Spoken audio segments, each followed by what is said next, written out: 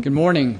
I'm Dr. Ryan Cole. I'm an anatomic, clinical, and dermatopathologist. I run the largest independent medical lab in the state of Idaho and serve patients all around the nation.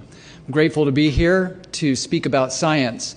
Not the science, because there's no such thing as the science. Science evolves. Science is exploring. Science is thinking. Science is proving, disproving. Well, this year we've had an interesting thing happen. We've started to inject something into humanity that we've never done before on a mass scale. And I know a lot of people are asking themselves, what are we injecting into each other? And why are we doing it without knowing the long-term outcomes? I know a lot of people have the questions, what are in these vials? What are in these needles? What are in these shots? You know what? A lot of us don't know. Now, I've examined some of them. I've looked at it, and a lot of the untoward things that you hear about and a little bit of the naysaying, some of those things aren't there. Does it glow? No. Are there little microchips? No.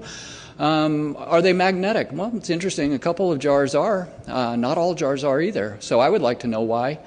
But it's interesting. We should be asking why, what, and for how long we're going to keep doing this. We need journalists, investigative journalists, true journalists, not editorialists. We need investigative journalists saying, what are we putting into human bodies? I mean, these are chemicals, lipids, etc. we've never put into humanity before. Where are the scientists? Where are the toxicologists? Where are all the papers saying, this is what it is and this is what we're doing? You know what we don't know? We don't know the long-term effects of these. And the interesting thing, too, now that we have a new variant, a new scariant moving around the world, is those who have already received the shots seem to be getting a lot of the variant, whereas those who have had the disease have natural immunity. And we know in science, not the science, that a natural broad immunity is much better than a brief vaccine immunity. So my encouragement to all of us, I could speak for hours on this, but my encouragement is for us to start thinking, step away from what we're hearing in the narratives and actually delve in.